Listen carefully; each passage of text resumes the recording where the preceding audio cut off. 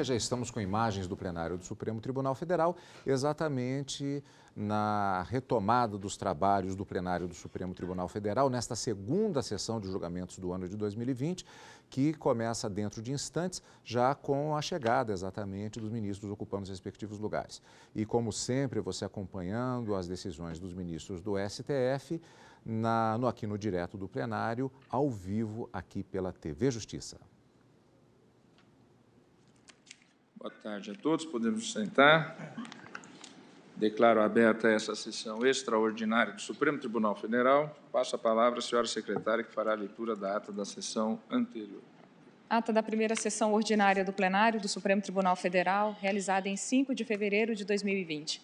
Presidência do senhor ministro Dias Toffoli, presentes à sessão os senhores ministros Marco Aurélio, Gilmar Mendes, Ricardo Lewandowski, Carmen Lúcia, Luiz Fux, Rosa Weber, Roberto Barroso, Edson Fachin e Alexandre de Moraes. Ausente, por motivo de licença médica, o senhor ministro Celso de Mello. Procurador-Geral da República, doutor Antônio Augusto Brandão de Aras. Abriu-se a sessão às 14h28, sendo lida e aprovada a ata da sessão anterior. Pergunto se alguma observação a ser feita. Não havendo, declaro a ata aprovada. Vamos iniciar com aquela continuidade.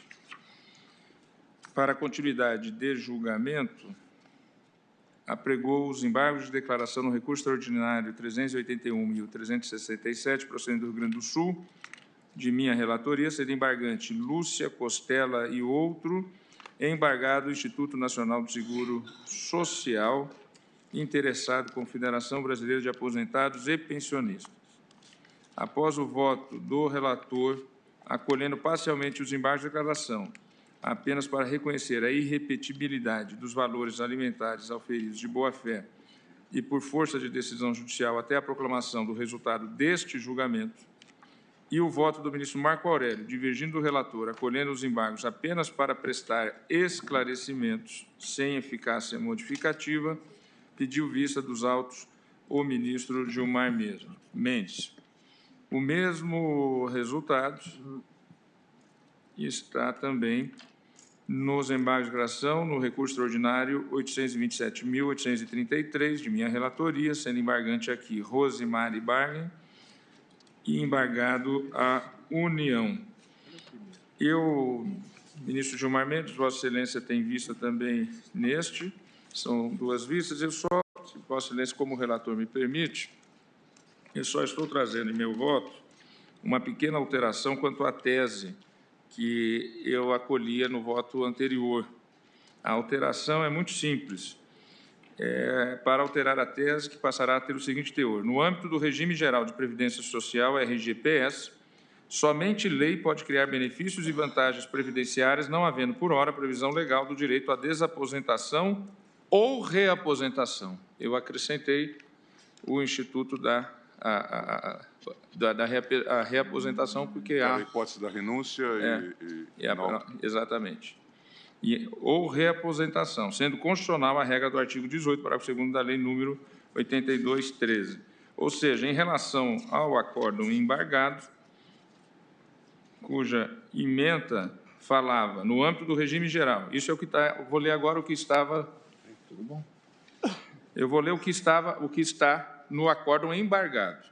No âmbito do regime geral de previdência social, RGPS, somente lei pode criar benefícios e vantagens previdenciárias, não havendo por hora previsão legal do direito à desaposentação, sendo constitucional a regra do artigo 18, parágrafo 2º da lei 8.213/91. Eu acrescentei após desaposentação ou reaposentação, só para esclarecer aos eminentes colegas. Presidente, só uma dúvida, se Vossa Excelência permite. Vossa Excelência também está julgando em conjunto o 661.256, não?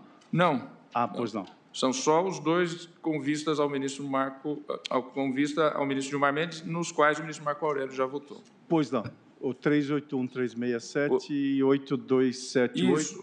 Os itens 3 e 4 da pauta. O item 2 chamarei a seguir, porque o que decidimos aqui vai implicar, provavelmente, numa mesma solução. Mas a mudança da tese que Vossa Excelência está anunciando é incluir reaposentação ao lado da desaposentação. Isso, exatamente.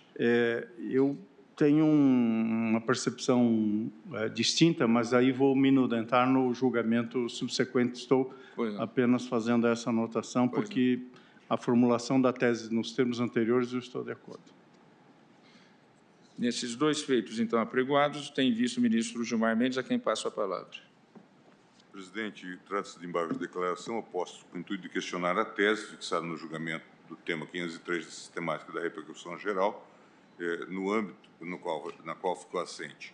No âmbito do regime geral de previdência social, somente lei pode criar benefícios e vantagens previdenciárias, não havendo por hora previsão legal do direito à desaposentação, sendo constitucional a regra do artigo 18, parágrafo 2º da Lei 8.213 de 91. Excelência agora já fez os esclarecimentos em relação à temática que se coloca. Os embargantes argumentam, em síntese, que houve omissão do Supremo ao apreciar o tema na medida em que não distinguiu o Instituto da Desaposentação do fenômeno da renúncia seguida de nova aposentadoria, reaposentação. Para os embargantes, há relevante distinção entre os institutos, consubstanciada no fato de o segurado não pretender utilizar o tempo de serviço e contribuição computado quando do deferimento da aposentadoria anterior. Nessa conjuntura, entende-se que a tese fixada no tema 503 da repercussão geral deve ser aplicada unicamente à aposentadoria em sentido estrito, mas não à renúncia seguida de nova aposentadoria, reaposentação. Os embargantes postulam ainda a modulação de efeitos da decisão e manifestação do Supremo Tribunal quanto à irrepetibilidade dos valores alimentares auferidos de boa-fé por força da decisão judicial até a proclamação do resultado deste julgamento. Na sessão de 12 de abril de 2018, Vossa Excelência, relator do feito, acolheu parcialmente os embargos declaratórios unicamente para reconhecer a irrepetibilidade dos valores alimentares auferidos de boa-fé por força de decisão judicial. Em seu voto, Vossa Excelência assentou. O direito à renúncia à aposentadoria foi, sim, alvo de exame por esta Corte. Ocorre que, contrariamente aos interesses dos embargantes, a tese vencedora foi aquela por mim abraçada, qual seja a da não renunciabilidade ou irrenunciabilidade. É o que se depreende de forma cristalina, por exemplo, do seguinte trecho do meu voto, e transcreve. Isso não altera, no entanto, aquilo que já salientei no sentido de que a lei impede a desaposentação, seja porque não admitida a renúncia à aposentadoria, seja porque a regra específica do artigo 18, parágrafo 2º da Lei 8.213, faz prevalecer o direito adquirido e o ato jurídico perfeito em momento específico da vida do trabalhador. Disso resulta ser indiferente, Vossa Excelência prossegue, para o resultado deste julgamento o fato de estar a tratar de desaposentação ou de reaposentação. Se por uma série de motivos elencados no julgamento do recurso extraordinário, uma vez obtida uma aposentadoria, seja em qual modalidade for, a essa não se pode renunciar, tem-se como corolário lógico a inviabilidade tanto de um instituto como de outro. Não desconheço, portanto, o fato de que os RS 661-256, Santa Catarina, e 827-833, Santa Catarina, versam sobre hipóteses semelhantes, mas diversas em suas pretensões. O primeiro sobre desaposentação, o segundo sobre reaposentação. Tal constatação, contudo, não tem o condão de alterar o resultado já proclamado, posto que as exigências práticas, conforme anteriormente ressaltado, são idênticas. Em seguida, o ministro Marco Aurélio acolheu os embargos apenas para prestar esclarecimentos sem eficácia modificativa. Pedi, então, vista dos autos para um mais profundo exame da matéria. Feito esse breve relatório, passo às considerações do meu voto. Inicialmente, transcrevo a ementa do acórdão impugnado: constitucional, previdenciário, desaposentação, renúncia a anterior benefício de aposentadoria, utilização do tempo de serviço, contribuição que fundamentou a prestação previdenciária originária, obtenção de benefício mais vantajoso, julgamento em conjunto dos RE 661-256, em que reconhecida a repercussão geral, e 827 e 833, recursos extraordinários providos. Nos RS 661-256 e 827-833, da relatoria do ministro Luiz Roberto Barroso, interposto pelo INSS e pela União, pugna-se pela reforma dos julgados dos tribunais de origem que reconheceram o direito de segurados à renúncia à aposentadoria para, aproveitando-se das contribuições vertidas após a concessão desse benefício pelo RGPS, obter junto ao INSS regime de benefício posterior mais vantajoso. A Constituição de 88 desenhou um sistema previdenciário de teor solidário e distributivo, inexistindo inconstitucionalidade na aludida norma do artigo 18, parágrafo 2º da Lei 8.213, a qual veda aos aposentados que permaneçam em atividade ou a essa retornem o recebimento de qualquer prestação adicional em razão disso, exceto salário-família e reabilitação profissional. Fixada a seguinte tese de repercussão geral no RS 661-256, somente lei pode criar benefícios e vantagens previdenciárias, não havendo por hora previsão legal do direito à desaposentação, sendo constitucional a regra do artigo 18, parágrafo 2º da Lei 8.213. Verifico que, embora os embargantes tentem apresentar uma distinção entre desaposentação e reaposentação, o Supremo Tribunal Federal já entendeu que a figura da desaposentação consiste na renúncia a uma primeira aposentadoria para obtenção de uma nova, em melhores condições, com utilização de contribuições posteriores pagas em razão da volta à atividade. Com efeito, a Corte assentou que a regra do artigo 18, parágrafo 2º da Lei 8.213 é constitucional, de modo que não há, por hora, previsão legal do direito à desaposentação, independentemente da utilização ou não do tempo de serviço, contribuição computada, quando do deferimento da aposentadoria anterior.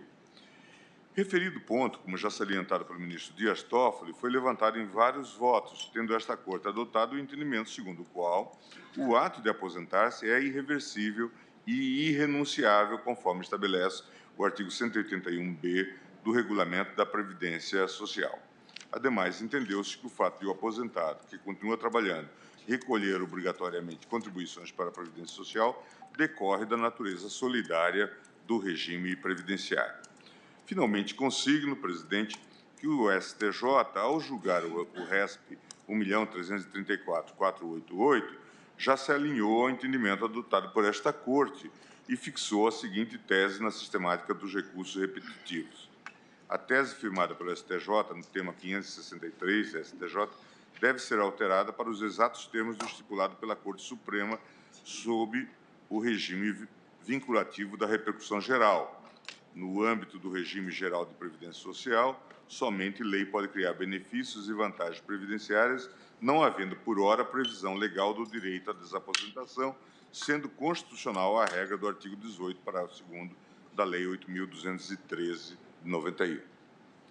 Assim, a questão, a meu ver, está pacificada na jurisprudência. Ante o exposto, a pretensão dos embargantes não merece acolhida, motivo pelo qual acompanho o voto de Vossa Excelência, unicamente para, sem modificar o conteúdo das decisões embargadas, esclarecer que são irrepetíveis os valores alimentares que foram auferidos de boa-fé por força de decisão judicial até o julgamento desta Corte. E, claro, acompanhe também Vossa Excelência no que diz respeito ao ajuste feito na tese. É como voto. Como vota o ministro Alexandre de Moraes? Boa tarde, presidente, ministras Carmen Missa Rosa, ministro, doutor Bonifácio. Presidente, também, rapidamente aqui, entendo que a questão da diferenciação entre os institutos da desaposentação e a reaposentação, que Vossa Excelência agora inclui, isso foi amplamente debatido, cito, inclusive, no meu voto, trechos da discussão, colocados pelo saudoso ministro Teori Zavascki, pela ministra Rosa Weber, que fez, inclusive, a diferenciação nessa discussão. Então, não parece que, embora o resultado final do julgamento não tenha sido favorável aos recorrentes, essa questão toda foi discutida. Aqui, acompanho, então, Vossa Excelência. Acompanho também, Vossa Excelência, e no que foi colocado agora pelo eminente ministro Gilmar Mendes, na necessidade de se declarar a desnecessidade de repetição dos valores recebidos a título de desaposentação até a data desse julgamento, que Vossa Excelência também salientou em seu voto e o ministro Gilmar agora também. Agora, presidente, faço aqui uma única uma única ressalva. Não me parece que tenha sido colocado no voto de Sua Excelência a questão, e proponho a questão de diferenciação em relação a duas hipóteses. Houve a discussão, e isso foi também trazido nos debates, da desaposentação aos segurados que tiveram direito reconhecido por decisões provisórias, mas houve também o debate daqueles que tiveram direito reconhecido por decisão judicial transitada em julgado. Então, há, ao meu ver, na hipótese, a necessidade do Supremo Tribunal Federal, em série de embargos, esclarecer se o tratamento será uniforme em relação àqueles, e, consequentemente, haveria a retroatividade da decisão, inclusive em relação àqueles que tiveram o seu direito à desaposentação e agora também a reaposentação colocada por Vossa Excelência, por decisão judicial transitada em julgado. Nesse aspecto, eu aqui entendo a necessidade de diferenciar. Não entendo que haja a possibilidade da decisão retroagir em relação àqueles cuja desaposentação foi garantida, não por decisão judicial provisória, mas por decisão judicial transitada em julgado. Aqui não só o princípio da segurança jurídica se alinha ao princípio da boa-fé, mas, inclusive, em controle concentrado, a maioria da doutrina e mesmo essa Corte entende que devem ser preservados os efeitos de decisões judiciais transitadas em julgado. Então, eu conheço dos embargos de declaração e dou desprovimento parcial, acompanho Vossa Excelência na alteração da tese da repercussão geral, declaro também a desnecessidade de repetição dos valores recebidos a título de desaposentação até a data desse julgamento, e entendo que não se aplica a decisão, a nulidade da desaposentação não se aplica em relação aos segurados que tiveram direito reconhecido por decisão judicial transitada em julgado.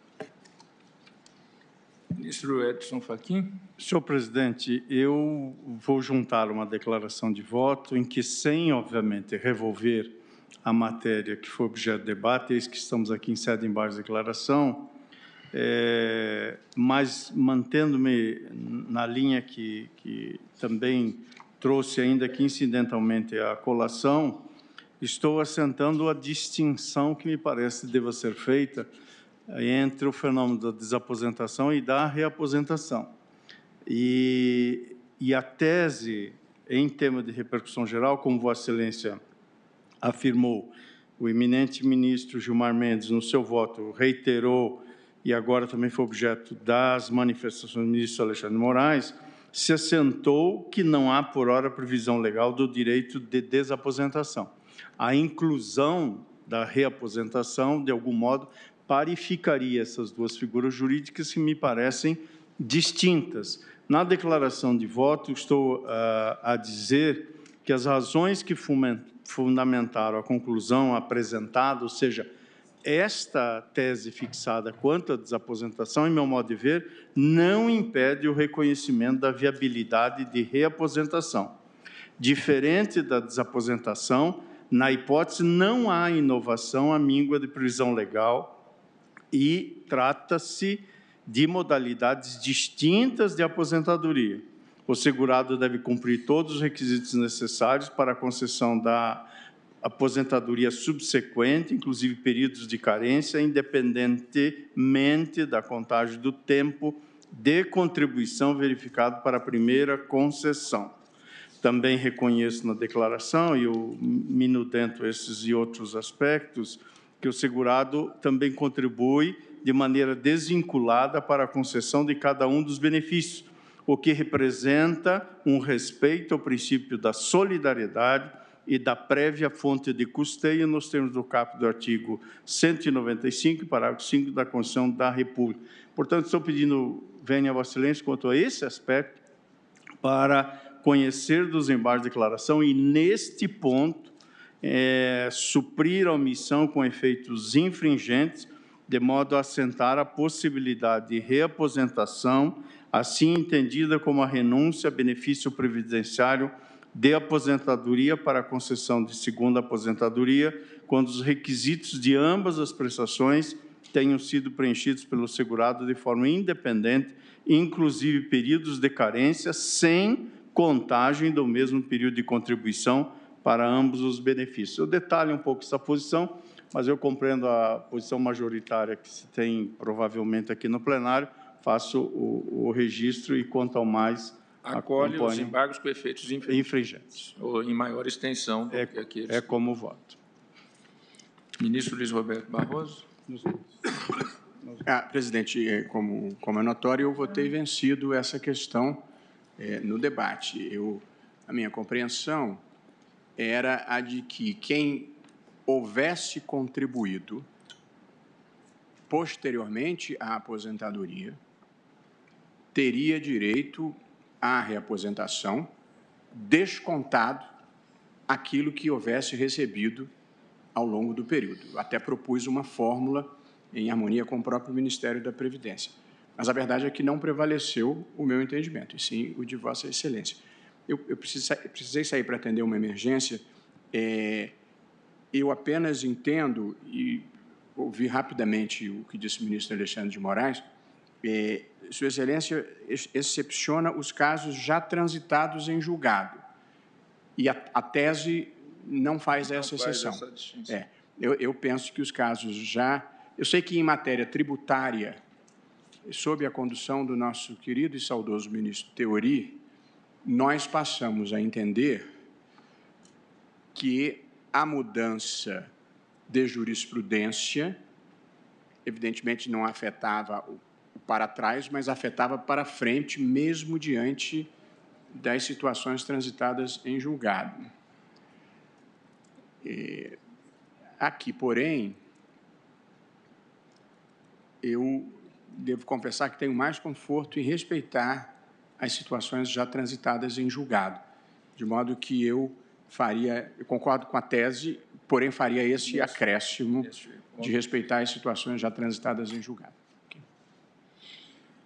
Acompanha o parcial acolhimento dos embargos na maior amplitude quanto à tese, no sentido do que votou o ministro Alexandre de Moraes. O ministro Neto Fachin vai além ainda, exatamente. Na minha compreensão, o voto que acolhe maior... Bom, a minha compreensão é do ministro Fachin, porém, eu acho que esta foi uma matéria já decidida. Eu fiz o registro, que a posição é majoritária no outro sentido. Fez o devido registro. Ministra Rosa Weber. Eu também, senhor presidente, fiquei vencida junto com o ministro Luiz Roberto e entendo que o plenário enfrentou a questão de uma maneira majoritária que foi consagrada no acórdão lavrado por Vossa Excelência. Mas eu fiquei com a seguinte dúvida. Vossa Excelência disse que, com relação ao voto enviado, fez uma pequena alteração na tese, é isso? E eu... Só para colocar também a hipótese de reaposentação, além da desaposentação, a reaposentação. Certo. Então, exatamente nos termos que eu estou trazendo... E foi debatido reaposentação no... Exatamente, porque a tese ficaria legal dos direitos à desaposentação e à reaposentação. Ou à reaposentação. E à reaposentação. Perfeito. Especificamente, quanto à divergência aberta pelo ministro Alexandre, eu acompanho Sua Excelência. E pergunto se não haveria, na linha de resto do que decidimos há pouco, onde eu fiquei vencida, eram segundos embaixo da declaração, aquele tema relativo aos quintos, né, de fazer, preservar o reconhecimento do direito, a autoridade da coisa julgada, seria em última análise. A pergunta que faço é se nós vamos fixar qual seria a data. A coisa julgada formata até quando? Até a data da publicação daquela ata de julgamento, que foi em 4/11/2016. Se é esta data, eu só pergunto se nós, se o caso de haver essa definição. E, em sendo o caso, eu definiria como a data daquele julgamento. Foi 4/11/2016. Permite, ministra Rosa, exatamente, na minha ideia, a data do julgamento. Perfeito. Então, mas, data vênia, em primeiro lugar, eu ouso dizer que, em matéria de direitos individuais, a interpretação tem que ser sempre ampliativa. Em segundo lugar, também, com devido respeito, eu entendo que o julgamento não terminou, porque os embargos estão sendo julgados. Então, eu penso que, a prevalecer a posição do ministro Alexandre de Moraes, com a qual, desde logo, concordo, eu acho que nós temos que ter uma interpretação mais abrangente possível.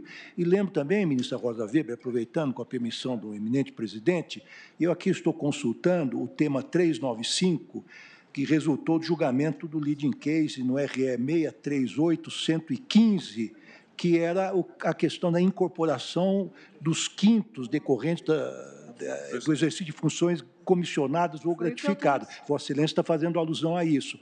E essa compreensão, que agora está sendo adotada, foi também placitada naquele momento. E eu me lembro que levantei uma questão que apenas não prevaleceu em função da adoção do voto médio, que seria o reconhecimento também do benefício para aqueles que teriam reconhecido, que o tinham reconhecido por decisão administrativa também, não apenas por uma liminar judicial, em razão da isonomia. Então, eu penso que, eventualmente, nós poderíamos caminhar também no sentido de dizer, não apenas aqueles que foram beneficiados por liminares, mas também aqueles que, por alguma razão, não sei se é o caso, também tenham sido beneficiados por uma decisão administrativa, tendo em conta a jurisprudência absolutamente pacífica que imperava, então, que reconhecia esse benefício. Só que esse tema não foi debatido. Não foi debatido. Mas, de qualquer não, mas em sede de embargos, nós podemos, talvez, imaginar isto. Eu até não fechei questão, ministro Lewandowski. Eu disse que eu entendo que, a prevalecer a divergência aberta pelo ministro Alexandre de Moraes, com a qual eu comungo e a trouxe, se não seria o caso de nós fixarmos a data da formação da coisa julgada para evitar novos questionamentos. E que, se se entendesse que sim, a minha compreensão seria no sentido daquela A prevalecer data. a posição do ministro Alexandre, nós debateríamos esta segunda questão. Então, vamos por partes. Isso. Então, aí, na verdade, eu estou acompanhando Vossa Excelência, mas naquele pequeno... Com o acréscimo do ministro Alexandre. Vamos dizer assim, com o acréscimo um pouco maior amplitude do ministro Alexandre. Ministro Luiz Fux. Senhor presidente, agradeço à Corte, ilustre representante do Ministério Público, senhores advogados. Senhor presidente, eu acompanho integralmente o voto de Vossa Excelência por algumas razões. Em primeiro lugar, o Supremo Tribunal Federal entendeu que a desaposentação é inconstitucional, em primeiro lugar. Em segundo lugar, nós estamos em sede de embargo de declaração e, pelo que eu pude colher de todos os votos, tanto se abordou a questão da desaposentação quanto da reaposentação.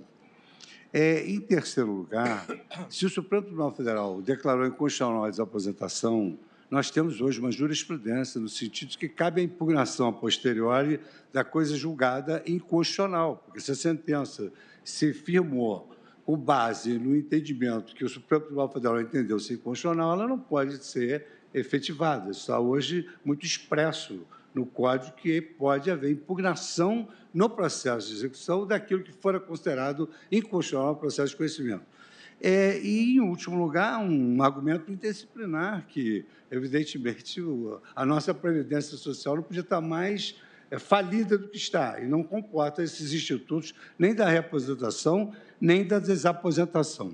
Como nós estamos em fase de embargo de declaração e não houve nenhuma dessas omissões, eu fico com um voto de Vossa Excelência que faz essa modulação para não pagar aquilo que foi recebido de boa-fé. Já recebido de boa-fé.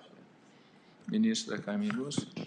Senhor presidente, estou acompanhando o ministro Alexandre, porque o que ele está estendendo é em respeito exatamente à coisa julgada, como foi realçado nos votos que o acompanharam. Ou seja, é um acréscimo, como afirmou Vossa Excelência, entretanto, para observar um princípio constitucional. E, por essa razão, eu acho que espanca qualquer dúvida nestes embargos e, principalmente, resguarda-se a norma constitucional e a própria jurisprudência do Supremo. Estou votando, portanto, senhor presidente, no sentido do acolhimento parcial, mas nos termos finais do ministro Alexandre. Ministro Ricardo Lewandowski. Presidente, eu acompanho Vossa Excelência, entendo que não cabe, em sede de embargos declaratórios, rediscussão da causa, a matéria está vencida, mas eu, no aspecto que foi levantado pelo ministro Alexandre de Moraes, eu queria dizer que eu acompanho integralmente em homenagem ao princípio da segurança jurídica. Se, por um lado, o Instituto de Previdência Social no Brasil está passando por dificuldades, eu vejo que o Correio Brasiliense de hoje traz uma notícia realmente também impactante, no sentido de dizer que os empréstimos consignados tomados pelos servidores públicos brasileiros atingem a 42,08 bilhões de janeiro a abril deste ano, ante a cifra de 30,12 bilhões do mesmo período do ano de 2018, e que há um enorme número de inadimplência ou de inadimplentes. Portanto, se nós, numa decisão que, porventura, não vai ser tomada porque isso não está se desenhando pelo encaminhamento das votações, determinássemos a devolução desses valores recebidos, e que agora foram considerados inconstitucionais em função desse instituto que o Supremo acaba de derrubar, nós causaríamos uma verdadeira hecatombe no seio do funcionalismo brasileiro. Então, eu acompanho Vossa Excelência com o adendo feito pelo ministro Alexandre de Moraes. Sim, então, o resultado, antes de proclamá-lo, só para dizer da minha compreensão. 5 votos no sentido da proposição do ministro Alexandre, que é uma posição intermediária entre uma mais ampla do ministro Luiz Edson Fachin e outra mais restritiva, minha, do ministro Gilmar, do ministro Luiz Fux, e uma mais anterior ainda restritiva do ministro Marco Aurélio. O voto do ministro Alexandre de Moraes, que foi acompanhado por 4, somando 5, está contido no voto do ministro Luiz Edson Fachin. Essa é a minha compreensão. Então, eu entendo que temos 6 votos para prevalecer a posição do ministro Alexandre de Moraes. Então, eu proclamo que, por maioria, foi dado parcial provimento aos embargos de declaração nos termos do voto do relator, com o acréscimo proposto pelo ministro Alexandre de Moraes, quanto a excluir as hipóteses relativas a decisões já transitadas em julgado. Vencidos, em parte, o ministro relator, ministro Gilmar Mendes, ministro Luiz Fux, que acolheu em menor extensão, e acolhia em maior extensão o ministro Luiz Edson Fachin. Daí a soma de maioria absoluta para esse sentido. E também vencido, em maior extensão, o ministro Marco Aurélio. Agora, há a questão da data da referência. No meu voto, a referência de data era do julgamento, da ata do julgamento, só confirmar aqui, do julgamento anterior.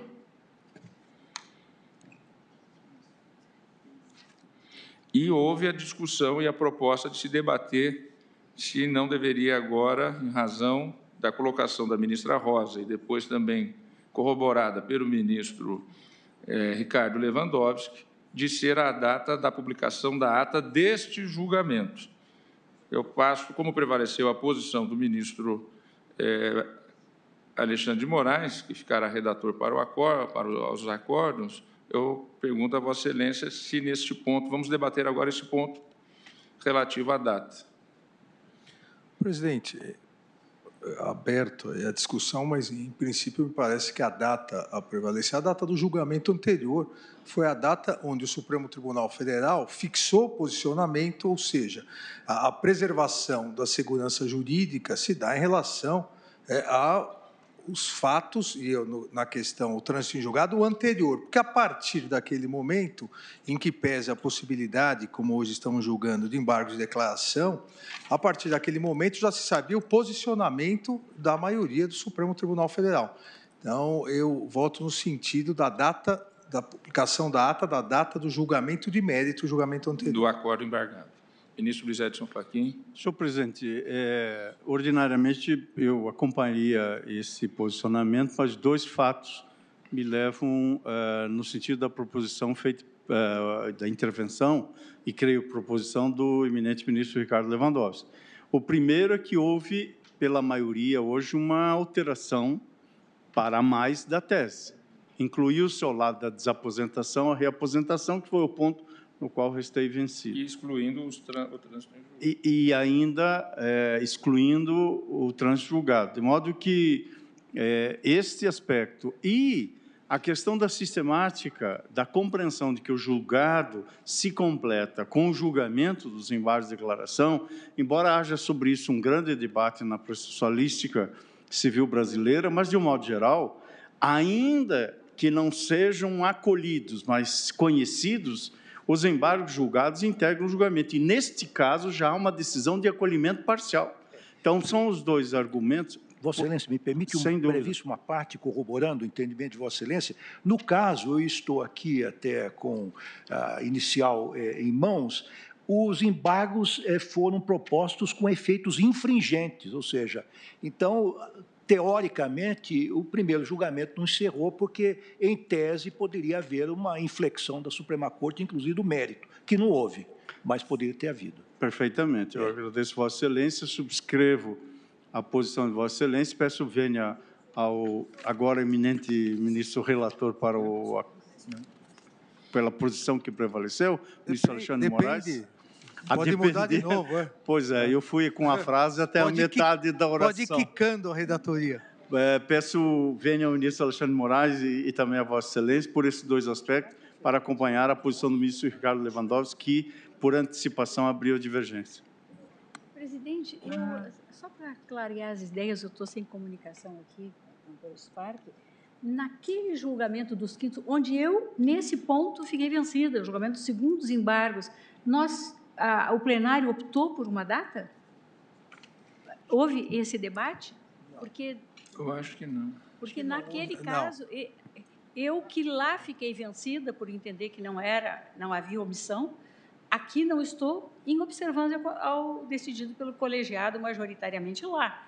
Né? Só que eu não tenho presente a data. Eu estaria trazendo a data da ata do julgamento e eu agora vejo com muita simpatia a data do julgamento, data de julgamento destes embargos de declaração, mas só penso que deveríamos manter uma uniformidade. Eu salvo engano de memória, ficou o julgamento final mesmo dos embargos, que eu entendo que deve ser o mesmo critério. Havia ainda os efeitos em relação a pagamentos que continuaram sendo efetivados, que foi aqueles que não foram validados, caiu só com a ata do último julgamento. Peço desculpas ao ministro Luiz Roberto, mas eu estava com essa dúvida, querendo solucionar. Obrigada, presidente. Ministro Luiz Roberto. Pois então, eu até pessoalmente considero essa distinção entre desaposentação e reaposentação uma especiosidade, porque, no fundo, nós estamos falando do mesmo direito, de saber se quem, no setor privado, após uma primeira aposentadoria, contribui por uma certa quantidade de anos, se deveria ter direito ou não a algum benefício novo. Essa é a discussão. Você pode fazer isso pela chamada desaposentação, que é a renúncia à primeira aposentadoria para a aquisição de uma outra, ou pelo simples recálculo da aposentadoria. Mas, no fundo, nós estamos falando da mesma coisa, a consequência jurídica da contribuição por mais tantos anos. Pois não, ministro, aqui eu na verdade, não estou afirmando axiomaticamente, não, eu estou construindo o meu raciocínio. Eu tenho uma posição um pouco distinta dessa, mas não sei se vamos verticalizar exatamente agora o tema da distinção. Eu só acho que é importante, porque se nós estivermos inovando Em relação à decisão anterior, aí tem que ser a partir de agora. É que eu estou partindo da premissa, se me permite, que foi feita referência A reaposentação. à reaposentação e a distinção que consta do voto da ministra Rosa, onde esses dois fenômenos foram tratados distintamente. Então, eu parti da premissa que a compreensão e até mesmo inserir na tese, porque se são fenômenos que venham a se superpor, sequer a alteração da tese seria necessária. A alteração da tese pressupõe uma distinção. Eu tomei isso como premissa e, por isso, o que eu falei afirmei é a que a distinção. questão de fundo é a mesma. Saber se há ou não algum direito previdencial, algum benefício acrescido pela contribuição a mais. Porém, se nós estivermos tratando desaposentação e reaposentação como coisas diferentes, aí eu fracionaria. O trânsito em julgado para desaposentações seria a decisão pretérita, porque naquele momento o Supremo deixou claro que achava que não havia direito à desaposentação. Mas se a reaposentação é diferente e está sendo instituída em embargos de declaração, então, em relação à reaposentação, o termo para fins de trânsito em julgado, na linha do que votou o ministro Alexandre, teria que ser a ata desse julgamento. Que a reaposentação foi discutida. Então, ministro Luiz Roberto... Só não constou na tese presidente, a hipótese de reaposentação. Essa questão é importante, mas também aí nós teremos que alterar a premissa inicial, porque a colocação na tese de ambas as hipóteses pressupõe que houve a discussão. Pressupõe que houve a discussão. Se não houve a discussão e nós formos fracionar, então também não é possível colocar em série de embargos na tese o que não foi discutido anteriormente. Nós acabamos aí ficando um círculo pouco virtuoso. Eu, particularmente, entendo, eu resumi o voto oralmente, mas tanto o ministro Theory quanto a ministra Rosa, claramente nos debates, fizeram essa diferenciação. Então, entendo, por isso que acompanha Vossa Excelência, que é possível incluir. Ao incluir, entendo que tudo foi discutido na época, então o termo seria o mesmo para ambos. Aproveitando aqui a parte, esses dois argumentos levantados pelo ministro Fachin e o argumento levantado pelo ministro Ricardo, principalmente dos embargos serem infringentes, realmente são questões que poderiam levar a uma discussão maior. Mas, me parece aqui que, naquele momento, o Supremo definiu o mérito. E, ao definir o mérito, obviamente, se deve proteger a questão da segurança jurídica até aquele momento. Agora, ministro, se Vossa Excelência me permite, de qualquer maneira, naquele momento, a questão ainda estava controvertida. Ela só deixou de ser controvertida no momento em que agora, implicitamente, o presidente, ao incluir a reaposentação na tese, ele, de certa maneira, supriu uma omissão. Então, a meu ver, a Justiça recomenda que nós reconheçamos, quer dizer, o direito à não reposição desses valores a partir do momento em que o Supremo Tribunal Federal se pronunciou de forma inequívoca sobre essas duas questões. Data vênia. As decisões transitadas e julgadas até o dia de hoje. Seriam as decisões transitadas e julgadas até a data de hoje. Eu verifico aqui, presidente, que no meu voto, que eu era o relator e que não prevaleceu, eu equiparei as duas situações. É fato. Portanto, pois não, ministra Rosa. Eu faço a distinção entre as duas situações no meu voto, estou até relendo aqui, de forma expressa e fiquei vencida. Por isso que não houve omissão. A matéria foi debatida.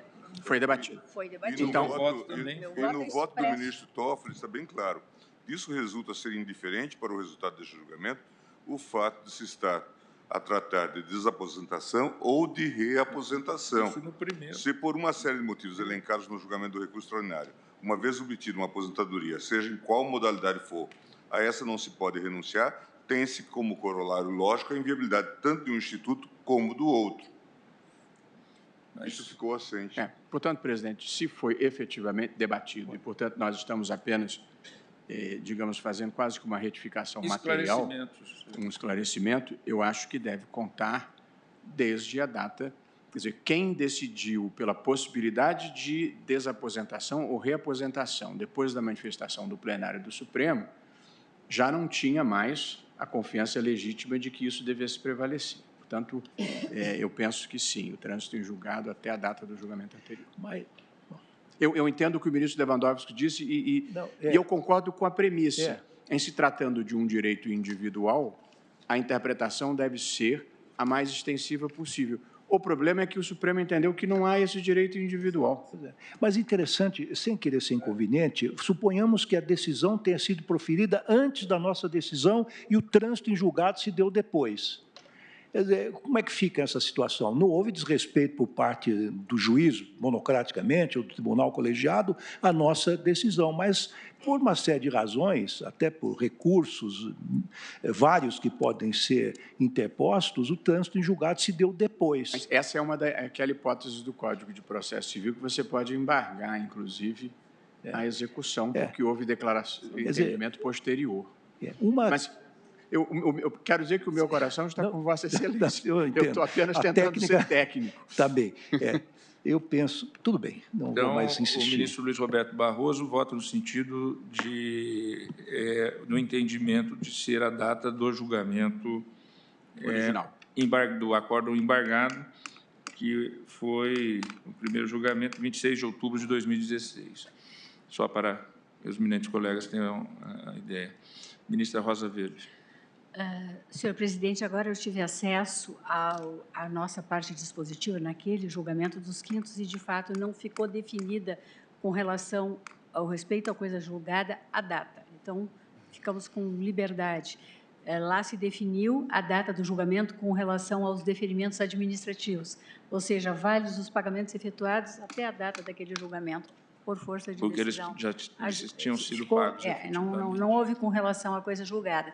Então, eu acompanho o voto, né, que já foi antecipado pelo ministro Lewandowski, no sentido de que seja a aplicação da ata deste julgamento. Deste julgamento. Eu respeito a coisa julgada. Também votou assim o ministro Luiz Edson Fachin. Ministro Luiz Fux. Eu também, senhor presidente, eu vou acompanhar a posição do ministro Edson Fachin, ministra Rosa e ministro Lewandowski, porque, na verdade, o recurso é um prolongamento da mesma relação processual. Tanto assim, o ex, se a parte propuser uma ação igual ao que está sendo debatido no recurso, haverá litispendência. Então, é a mesma ação. Aqui, o recurso ele apenas prolonga a relação processual que ainda não acabou. Isso vai acabar hoje, porque, como disse o ministro Luiz Edson Fachin, o acórdão dos embargos de declaração passa a integrar o acórdão originário com efeito até retroperante para todos os fins de direito, inclusive para a ação rescisória. Então, eu acho que mais justa é essa posição do ministro Edson Fachin, que foi acompanhado pela ministra Rosa e pelo ministro Ricardo Lewandowski. Ministra Carmen Lúcia. Presidente, eu peço vênia à divergência inaugurada pelo ministro Edson Fachin, mas, como o ministro Alexandre deixou patenteado, na minha compreensão, claro, e, como disse, com as vênias da divergência, tenho que a matéria foi decidida efetivamente, o que leva, então, a que a coisa julgada já pudesse ser acobertada a partir daquela decisão, por isso estou votando com o voto com o ministro redator para o acordo, neste caso, que é o ministro Alexandre.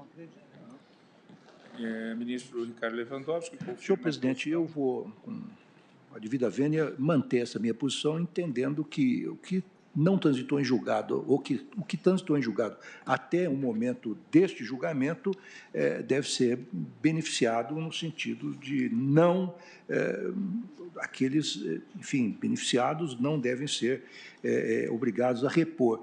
Eu observo também, senhor presidente, não sei como é que Vossa Excelência votou. Vossa Excelência rejeitou os embargos ou acolheu parcialmente? Eu acolhi os embargos parcialmente apenas para reconhecer a irrepetibilidade dos valores alimentares auferidos de boa-fé por força de decisão judicial até a proclamação do resultado deste julgamento.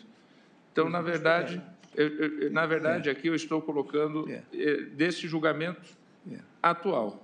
Pois é, então, presidente, com devido respeito, esse é mais um argumento que, se nós estamos acolhendo parcialmente os embargos, é porque nós estamos integrando a decisão anterior, ou seja, não terminou aquele primeiro julgamento, que agora é que ele se completa com o julgamento destes embargos. É por isso, então, que eu, com devido respeito, mantenho essa minha posição que eu externei anteriormente.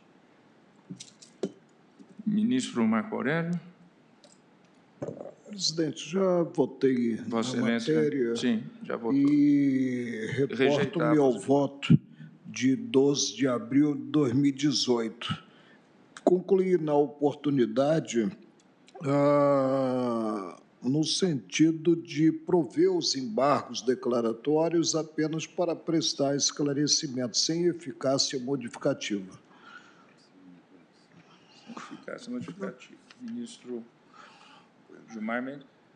Vossa Excelência, qual a data que Vossa Excelência... Não, a data do julgamento anterior. Da data do julgamento anterior. É que eu estaria, como eu estava acolhendo parcialmente, eu estaria adotando a data do julgamento atual. A data do julgamento atual. Eu conferi aqui a parte dispositiva do Você está adotando a...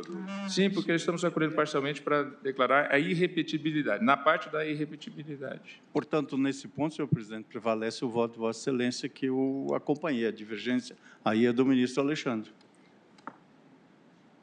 Ministro Alexandre de Moraes, ministro Luiz Roberto Barroso, ministra Carmen Lúcia, ministro Gilmar, a data deste julgamento? Se constrói consenso. Aí formam 6 votos, a data deste julgamento. Então, por 6 votos, prevaleceu que prevalece o novo entendimento de tese e de repetibilidade daquilo que foi recebido de boa-fé, aquilo que foi até a data deste julgamento.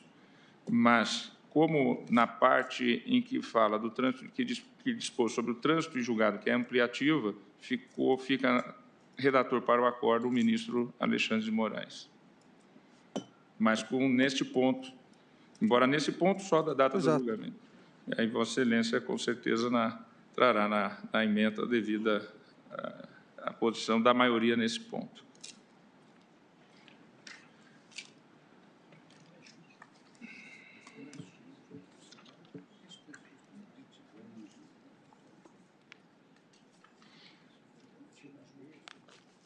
Segundo os embargos de declaração no recurso extraordinário 661.256, procedente de Santa Catarina, sendo embargante Confederação Brasileira de Aposentados e Pensionistas, COBAP, embargado Instituto Nacional do Seguro Social, interessado Valdemar Roncalho e Amices Cures, que foram inscritos. Trata-se do tema 503 da repercussão geral, conversão de aposentadoria proporcional em aposentadoria integral, por meio do Instituto da Desaposentação. Aqui são, até o momento que foi feita a repercussão geral, 116.224 casos julgados. Neste RE, 661.256 é exatamente o mesmo tema. Eu vou ler a emenda da proposição do voto. Embargo de declaração no recurso extraordinário, previdenciário, desaposentação, omissão quanto à tese da renúncia à aposentadoria, inocorrência, pedido de modulação de efeitos da decisão que assentou não haver previsão legal do direito postulado, rejeição, declaração expressa de irrepetibilidade dos valores alimentares auferidos de boa-fé, acolhimento. E aqui o dispositivo do meu voto.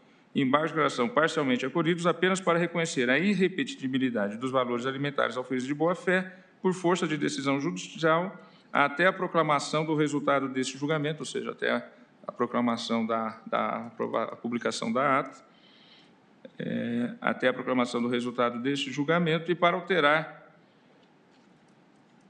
do julgamento da data de hoje, para alterar a tese de repercussão geral, que passará a ter o seguinte teor. E aí prevaleceu esse teor acrescido da proposição do ministro Alexandre de Moraes.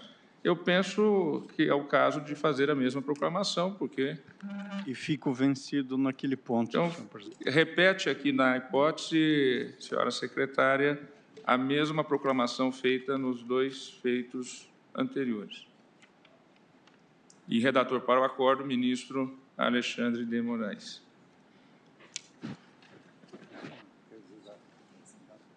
A tese. Ministro Luiz Roberto Barroso. Continuar apenas para a fixação da tese, o julgamento já encerrou na data de ontem, do ponto de vista da deliberação. O tribunal trata-se do recurso extraordinário 560.900, de relatoria do ministro Luiz Roberto Barroso, recorrente do Distrito Federal, recorrido Robério Agostinho da Silva e a Amici Cury. Tema 22 em repercussão geral, restrição à participação em concurso público de candidato que responda a processo criminal. O tribunal, por maioria, apreciando o tema 22 em repercussão geral, negou o provimento ao recurso extraordinário nos termos do voto do relator, vencido o ministro Alexandre de Moraes. Não participou o ministro Marco Aurélio por impedimento. E, em seguida, o tribunal deliberou fixar a tese em assentada posterior. Então, estamos agora a deliberar exclusivamente a tese do ministro Luiz Roberto Barroso para a sua proposta de tese. Presidente, conforme sugestão de Vossa Excelência, eu tentei conciliar as posições divergentes e consegui produzir um texto que submeti aos colegas, menos ao ministro Gilmar, que chegou posteriormente, e que tem a seguinte redação, e ao ministro Alexandre, que tem a seguinte proposta de redação. Sem previsão constitucionalmente adequada e instituída por lei, não é legítima a cláusula de edital de concurso público que restrinja a participação de candidato pelo simples fato de responder a inquérito ou a ação penal. Essa ficou sendo a proposta que concilia o pedido da ministra Carmen de que constasse lei e o do ministro Lewandowski, que constasse o constitucionalmente adequado, e o do ministro Fux, que fosse incluído o inquérito. Portanto, é uma solução coletiva, digamos assim. Todos de acordo? De acordo. Presidente, eu divirjo. Por maioria, fixada a tese proposta pelo relator, vencido o ministro Alexandre de Moraes, impedido o ministro Marco Aurélio, encerrado o julgamento. Tem caso de sustentação?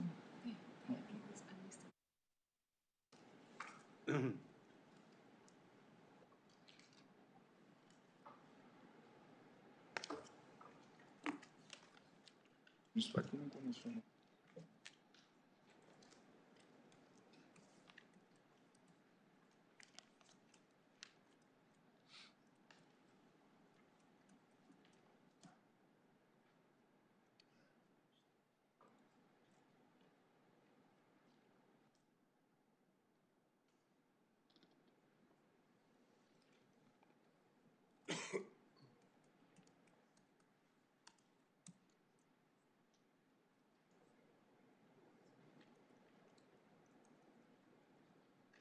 Temos aqui uma situação para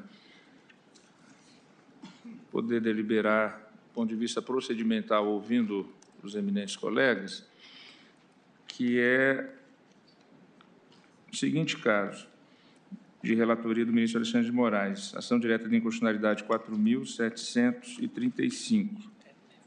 Nela afirmou suspensão o ministro Luiz Roberto Barroso. Aqui, o julgamento se iniciou no plenário virtual. O ministro Alexandre de Moraes conhecia da ação direta e julgava procedente o pedido para declarar a inconstitucionalidade do artigo 170, parágrafos 1º e 2º da Instrução Normativa da Secretaria da Receita Federal do Brasil, RFB, número 971, de 13 de dezembro de 2009. Então, pediu vista dos autos o ministro Luiz Edson Fachin. E, ao pedir vista, o processo, então, veio ao plenário físico. E aqui no plenário físico, inscreveram-se vários oradores para falar no tema. E a questão é se concedemos a palavra aos oradores. Já tem um voto proferido. Já tem um voto proferido. Presidente, dois pontos, se me permite. Pois não. Primeiro, que há um prazo Antes do plenário virtual. antes do plenário virtual para inscrição para sustentação oral. Então, tanto que, quando se inscreve, nós tiramos o plenário virtual. Não ocorreu aqui. E segundo, que já há voto proferido. Eu também tenho esse entendimento, mas quis ouvir primeiro o eminente relator, o ministro Luiz Edson Fachin. Agora, voto proferido na sessão virtual. física, no virtual, No virtual. mas não se está deslocando, portanto, Sim, aqueles votos terão está que se ser deslocando, mas a reafirmados. nossa nova resolução permite um pedido de inscrição anterior Inclusive, dá prazo no para o plenário pedido. virtual. E há um prazo, inclusive, de se pedir essa inscrição no plenário. Eu peço vênia, presidente, para entender que não há esse instituto da inscrição prévia do advogado para sustentar. O advogado assoma a tribuna e pede a palavra. E a presidência, se a situação concreta comporta a sustentação, dá a palavra ao advogado. Vossa Excelência, inclusive, votou pela constitucionalidade do Estatuto da OAB, que previa o voto depois, salvo engano de memória, depois do relator. Mas ficou vencido quando foi rejeitado. Presidente, aqui... Agora, a situação aqui é diversa, porque eu reconheço que alguns tribunais adotaram esse entendimento de exigir para o advogado assomar a tribuna a inscrição prévia para sustentar. Não, é que a inscrição prévia que eu disse e que manifestou inicialmente o ministro Alexandre de Moraes é aquela em que já sinaliza para as partes que o processo está pautado no plenário virtual. Mas Vossa Excelência também votou ao contrário na administrativa. Porque, havendo deslocamento, reinicia-se na sessão física o julgamento do É que aqui não foi o caso ação. de pedido de destaque, aqui foi um caso de pedido de vista. Exato, presidente. Então, há essa diferença. E nós não debatemos verdade, isso colegiadamente aqui. Por isso que eu coloquei o tema em mesa, ministro Marco Aurélio. Em momento algum, aqueles no destaque se recomeça que aqui. pretendem agora fazer sustentação oral, na verdade, no momento adequado, até se iniciar o julgamento, não pediram. Só após o voto, o pedido de vista, é que vem o pedido agora de sustentação oral. Inversão, ao meu ver, é uma inversão impossível.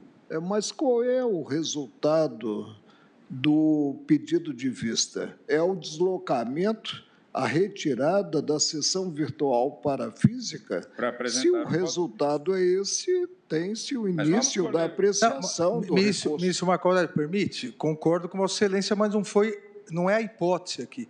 A hipótese aqui foi, não houve pedido de sustentação oral, o julgamento se iniciou e o ministro Fachin é que pediu vista. E agora vem o pedido de sustentação. Lá na sessão virtual.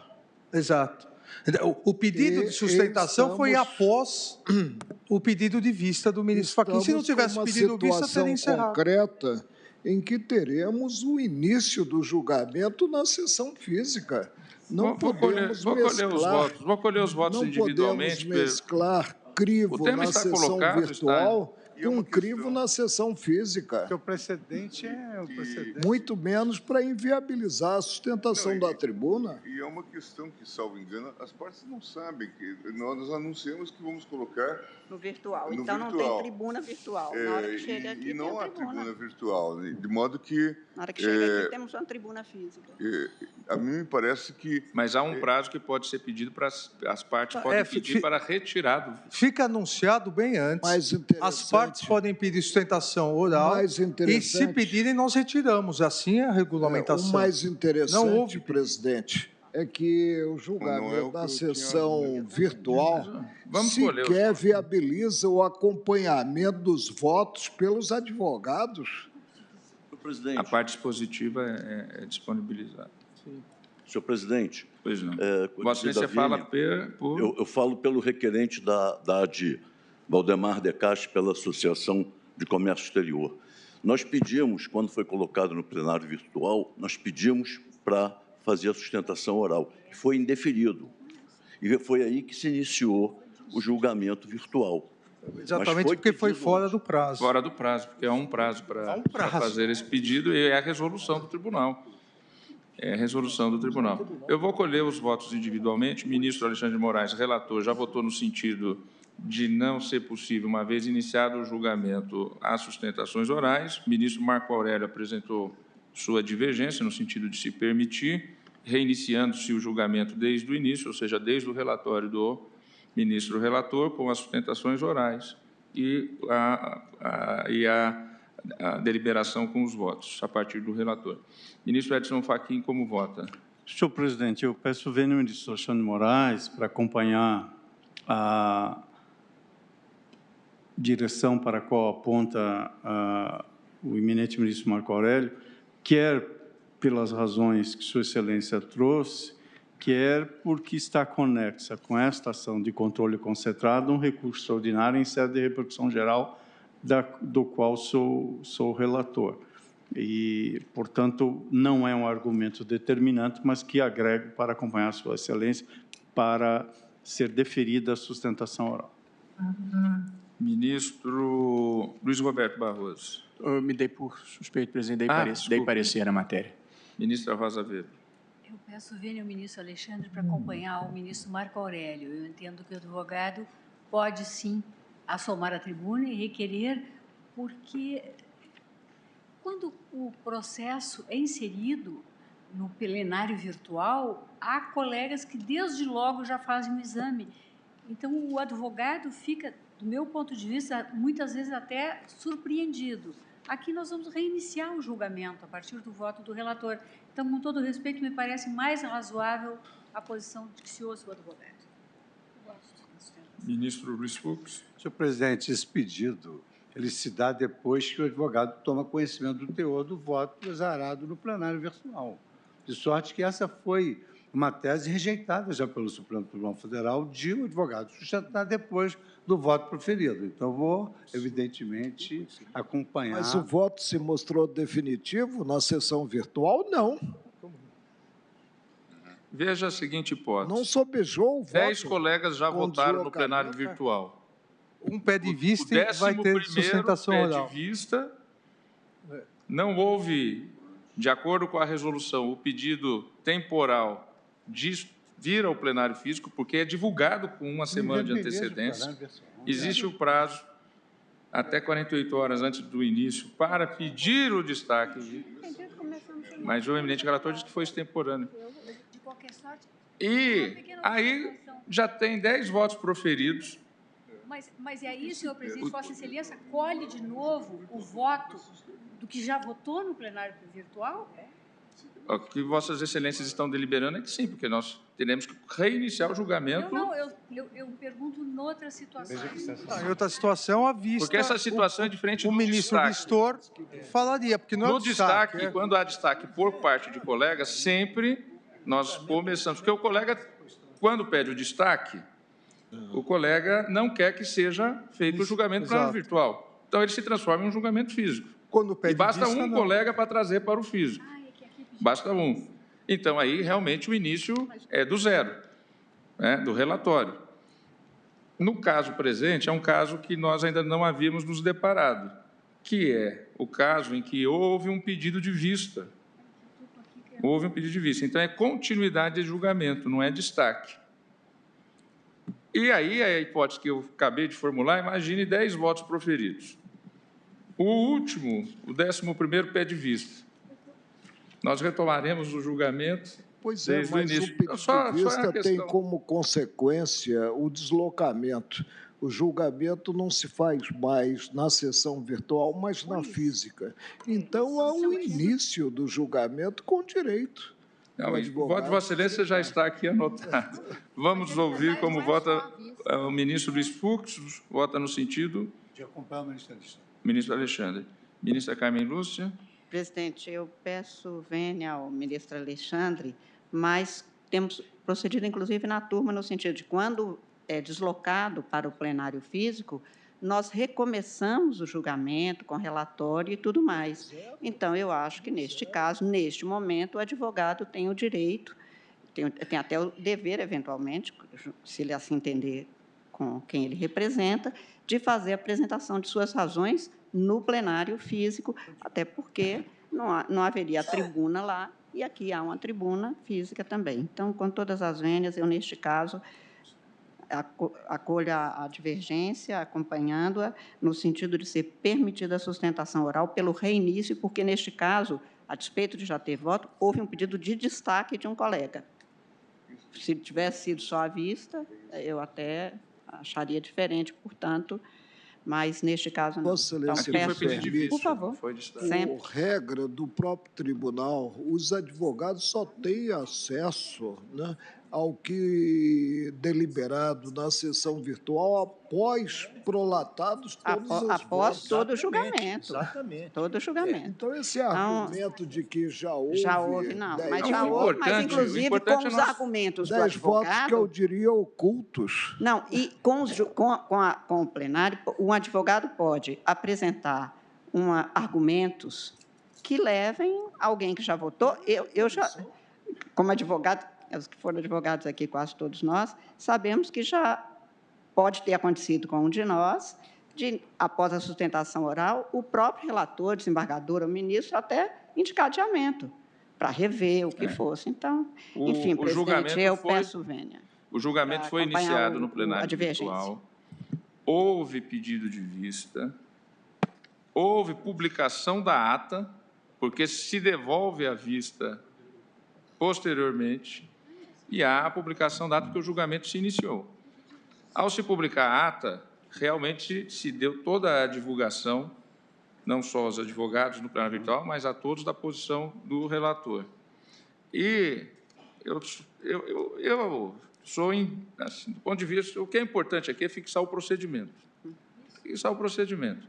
Eu já me manifestei no sentido de que eu entendo que, iniciado o julgamento, já foi publicado a ata de julgamento, o pedido de sustentação é posterior até uma ata de julgamento que já foi publicada no Diário Oficial. Senhor presidente, reiterando, só para ratificar o que o presidente destacou, é o seguinte: se nós usamos a metodologia do plenário virtual, tudo tem de ser no plenário virtual. Então, o colega que vai votar no plenário virtual pede vista, o prazo para ele se pronunciar no plenário virtual fica parado até que ele traga o voto vista dele e submeta no plenário virtual aos demais colegas a vista que ele pediu.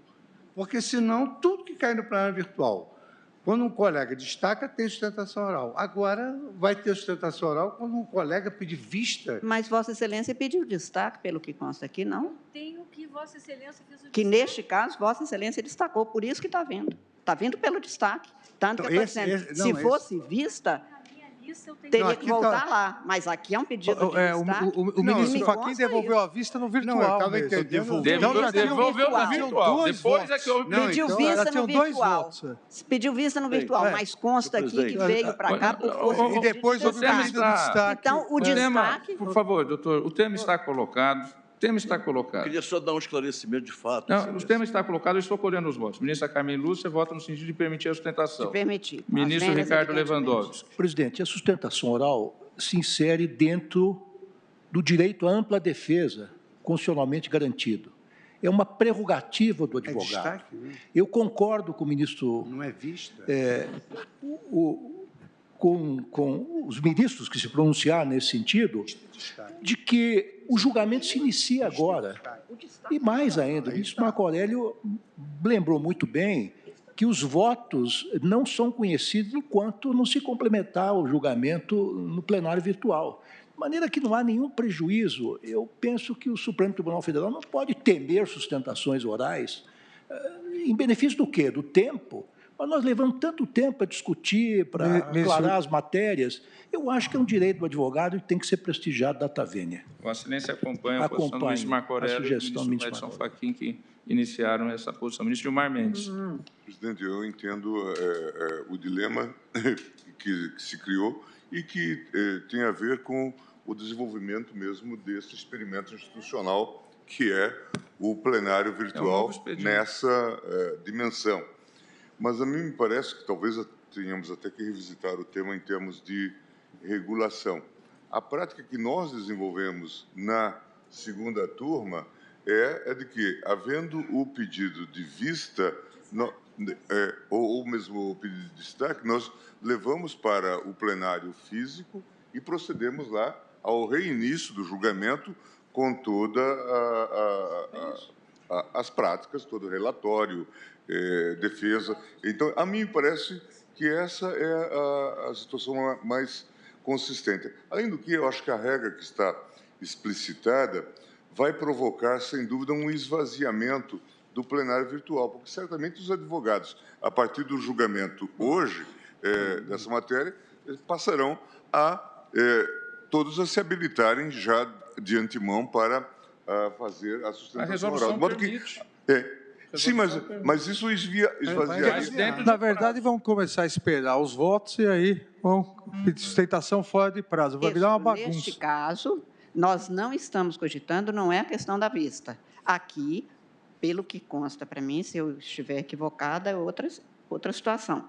Consta que o ministro Luiz Fux pediu destaque. Bom, se é o destaque, sim, mas ele tem o direito de pedir destaque, destacou, e quando destaca, traz para cá. Mas originariamente, quando não tem voto nenhum, não há nenhuma destaque.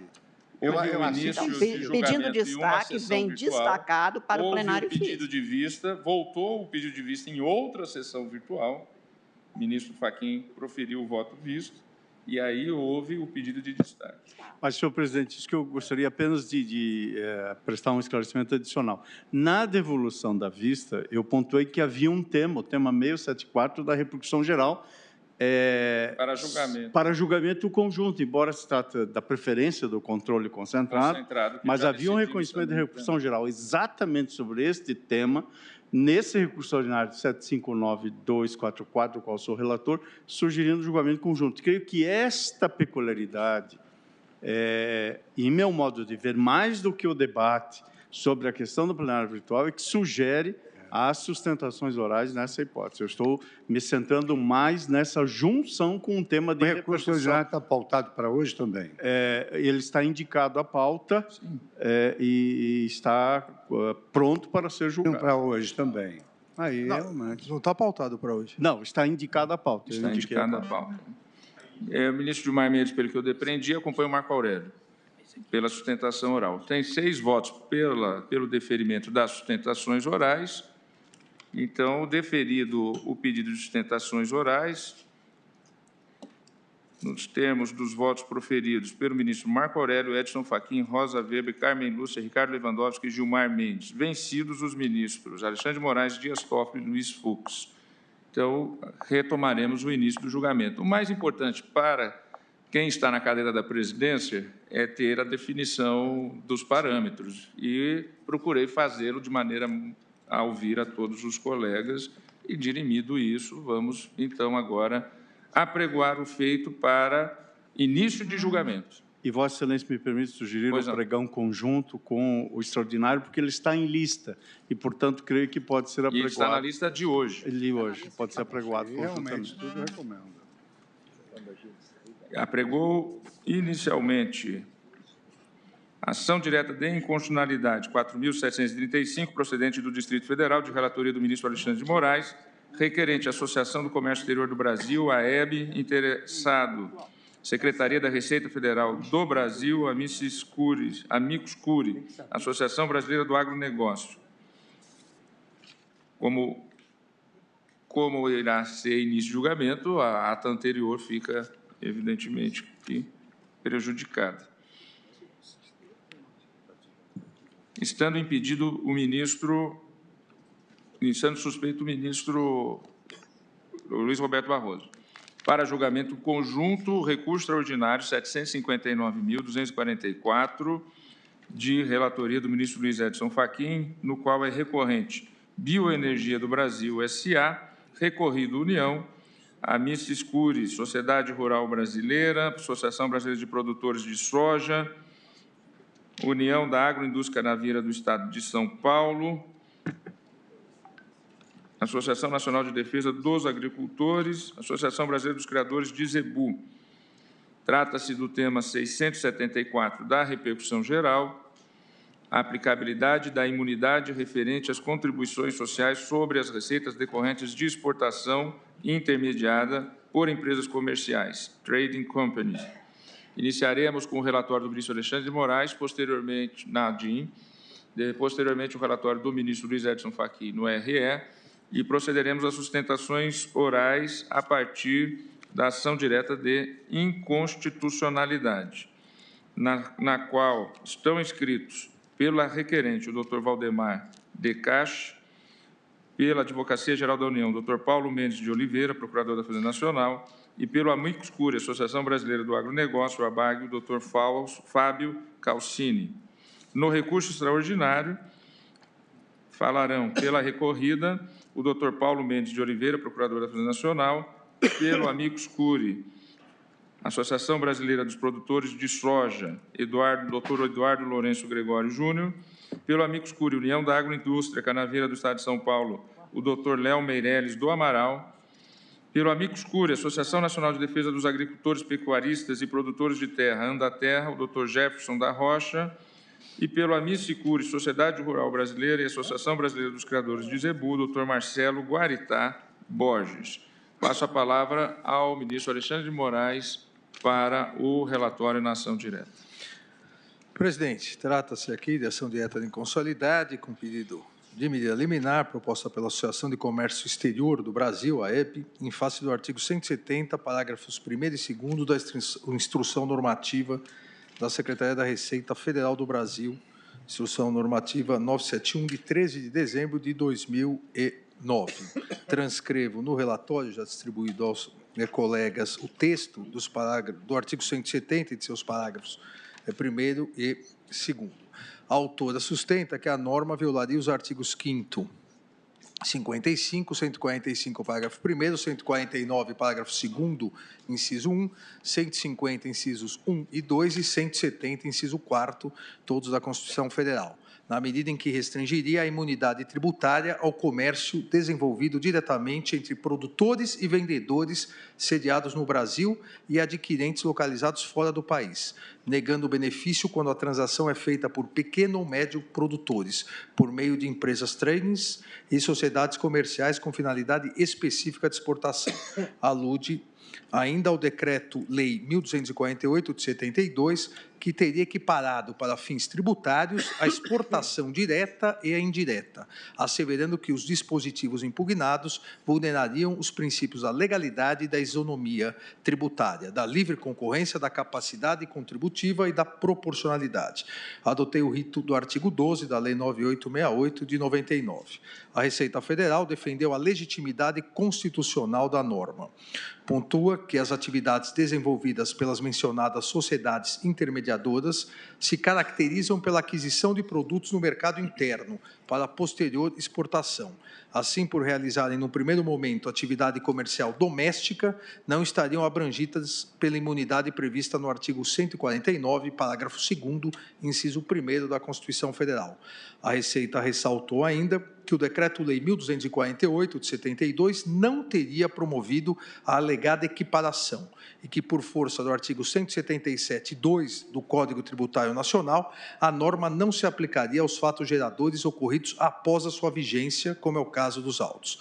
Defendeu ainda que a Instrução Normativa 971 não teria criado tributo, uma vez que a obrigação sempre esteve prevista em lei. O advogado-geral da União arguiu preliminarmente a ilegitimidade ativa ante a heterogeneidade de composição da autora e, no mérito, manifestou-se pela improcedência da ação. A Procuradoria-Geral da República opinou pelo acolhimento da preliminar suscitada e, no mérito, pela improcedência do pedido. Também ponderou que o negócio realizado entre produtores, vendedores e as empresas ocorre dentro do país, impedindo assim a concessão do benefício previsto na legislação impugnada, cujo alcance engloba exclusivamente a produção negociada diretamente com o comprador domiciliado no exterior. Pela decisão de 18/10/2017, acolhendo a preliminar suscitada, julguei extinto o processo sem resolução do mérito, com amparo no artigo 21, 9º do Regimento Interno do Supremo Tribunal Federal e no artigo 485, 6º do Código de Processo Civil, tendo havido, na sequência, a interposição de agravo pela autora. Em 25 de junho, em virtude do princípio da colegialidade, porque após a minha decisão de 18/10/2017, o plenário reconheceu, em situações semelhantes, a legitimidade dessa associação. Então, para evitar mais demoras, reconsiderei a decisão e trago agora o julgamento de mérito. Foi admitida também na relação processual, na qualidade de amicus curiae, Associação Brasileira do Agronegócio. É o relatório. Agradeço ao ministro Alexandre de Moraes. Ministro Luiz Edson Fachin, para o seu relatório. Senhor presidente, eminentes pares, o recurso extraordinário 759244 é vertido em face de acordo do Tribunal Regional Federal da Terceira Região, cuja ementa e síntese do julgamento reproduzo no relatório. Foi submetido à sistemática da repercussão geral em 19 de setembro de 2013, reconhecida a repercussão geral no tema 674, o que se colocou para o debate é a imunidade prevista no artigo 149, parágrafo 2º, inciso 1º da Constituição, às exportações de indiretas, isto é, aquelas intermediadas por trade companies. Houve o processamento devido do respectivo recurso extraordinário e os autos me vieram conclusos em 17 de novembro de 2017. Foi admitido amicus curiae e é o relatório. Agradeço ao ministro Luiz Edson Fachin. Vamos iniciar com a primeira sustentação oral e depois faremos o intervalo regimental. Iniciaremos, então, com a ação direta de inconstitucionalidade, na qual está inscrito, pela requerente, o doutor Valdemar de Castro, que tem a palavra. Excelentíssimo senhor ministro-presidente, excelentíssimo senhor ministro-relator, ilustres ministros, ilustres representantes do Ministério Público, prezadas e prezados colegas, senhoras e senhores. O artigo 149 da Constituição Federal conferiu à União Federal competência para instituir contribuições sociais de intervenção do domínio econômico e de interesse de categorias profissionais. Ressalvou, entretanto, no seu parágrafo 2º, inciso 1º, que as contribuições sociais e de intervenção no domínio econômico não incidirão sobre as receitas decorrentes da exportação. É notório que o legislador constitucional, quando instituiu tal imunidade, o fez levando em conta a competitividade dos produtos brasileiros no exterior. O fez porque a quase totalidade dos países do mundo tributam a importação dos produtos. E para evitar, então, a bitributação, é que quase a totalidade dos países do mundo adotam o princípio da tributação no destino, ou seja, imunizam a exportação, porque todos os produtos vão ser tributados na entrada nos seus respectivos países. Se o país exportador tributa na saída e o produto vai ser tributado na entrada de novo, além da bitributação, o produto nacional vai estar em condição muito inferior de competitividade com os produtos dos outros países competidores no mercado. Foi esse o objetivo do legislador constitucional quando instituiu a imunidade sobre as contribuições sociais de intervenção do domínio econômico nas exportações. Muito bem, apesar da clareza disso, o secretário da Receita Federal, em novembro de 2009, resolveu editar a Instrução Normativa 971, na qual estabeleceu, em seus parágrafos 1º e 2º, que essa imunidade constitucional não incidiria sobre as receitas de exportação provenientes de exportações feitas pelos pequenos e médios produtores através de empresas trades e sociedades comerciais exportadoras. Ou seja, a Instrução Normativa veio estabelecer uma restrição que, em momento nenhum, a Constituição fez. Esse Supremo Tribunal Federal, em primoroso voto do ministro Marco Aurélio, julgando o recurso extraordinário 564.413 de Santa Catarina, já teve a oportunidade de manifestar a respeito dessa imunidade constitucional, entre aspas. Ineludivelmente, aplica-se o inciso 1º do parágrafo 2º do artigo 149, em comento, às contribuições sociais que visam manter a seguridade social, sob pena de distinguir-se onde a norma não distingue, sob pena de olvidar-se o objeto da imunidade, incentivo às exportações. E complementou: o referido preceito trata da imunidade de forma abrangente. Mostra-se necessário tomar o dispositivo tal como ele se contém. Com efeito, também no recurso extraordinário 474-132 de Santa Catarina, da relatoria do ministro Gilmar Mendes, ficou fixado a orientação do tribunal no seguinte sentido: não obstante o fato de que, em alguns julgados, este Supremo Tribunal Federal tenha adotado uma interpretação ampliativa das imunidades, de modo a abarcar fatos e situações ou objetos a priori não abrangidos pela expressão literal do enunciado normativo, e em outros tenha excluído da regra desonerativa algumas hipóteses fáticas, por intermédio de uma interpretação que se poderia denominar restritiva, é indubitável que, em todas essas decisões, a Corte sempre se ateve às finalidades constitucionais às quais estão vinculadas as mencionadas regras da imunidade tributária. E é evidente que, no caso da imunidade conferida às contribuições sociais, como eu já disse aqui, o objetivo do legislador foi dar competitividade ao produtor brasileiro para concorrer em condições de igualdade com seus pares no mercado externo, no comércio exterior. Então, parece óbvio que, diante disso, os parágrafos 1º e 2º do artigo 170 da Instrução Normativa 971 de 2009, ao restringir o alcance da imunidade conferida pelo artigo 149, parágrafo 2º, inciso 1º da Constituição Federal, terminou por negar-lhe vigência. Vale ressaltar que, exatamente para permitir, para facilitar, para incentivar a exportação do produto nacional pelos pequenos e médios produtores, desde 1972 foi editada o Decreto-Lei 1.248, que estabeleceu em seu artigo 3º verbos: são assegurados ao produtor vendedor, nas operações de que trata o artigo 1º desse Decreto-Lei, que é a venda interna com fim específico de exportação, os benefícios fiscais concedidos por lei para a exportação, à exceção do artigo 1º do Decreto-Lei 491, de 5 de março de 69, o chamado crédito-prêmio de IPI. Então, senhores, se o artigo 3º do Decreto-Lei 1.248, de 72, expressamente equiparou, conferiu a venda feita pelo produtor nacional a uma empresa trading ou uma comercial exportadora com fim específico de exportação, os mesmos direitos que tem quem exporta diretamente, não é lícito, a nosso ver, que uma instrução normativa, um ato regulamentar de hierarquia muito inferior, venha restringir, venha estabelecer uma discriminação sem qualquer fundamento na lógica ou na razoabilidade. Além disso, também o regulamento aduaneiro, o decreto 6.759, no mesmo sentido, dispõe, no seu artigo 230, são assegurados ao produtor vendedor, nas operações de que trata o artigo 228, os benefícios fiscais concedidos por lei para incentivo à exportação.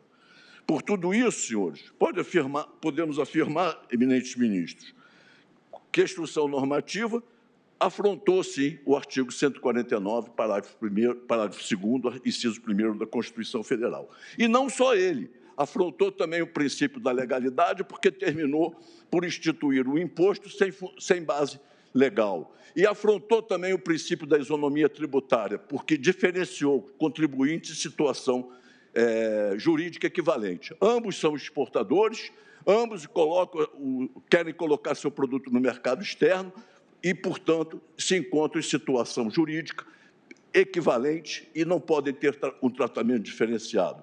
E o pior é que ele discriminou em detrimento dos pequenos, ou seja, estabeleceu uma discriminação em detrimento daqueles que mais precisam, violando também, por via transversa, o princípio da livre concorrência, porque estabeleceu que o grande exportador, esse não vai pagar a contribuição social, mas o mesmo exportador que opera a colocação do seu produto no mercado externo através de uma empresa trade ou de uma sociedade comercial exportadora, vai pagar essa contribuição.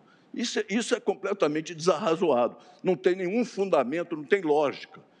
Estabelecer que, imagine os senhores, dois produtores de açúcar. Um grande produtor que tem estrutura, condições de mercado, estrutura logística para exportar diretamente, esse vai exportar seu produto sem pagar contribuição. E o pequeno, que produz o mesmo produto, que vai colocar seu produto no mercado externo através de uma trade, esse vai ser onerado com a contribuição social. Isso é uma violação do princípio da livre concorrência, é uma violação do princípio da capacidade contributiva, porque quem menos tem condição de pagar é o único que vai pagar. O mais rico, o maior, não paga.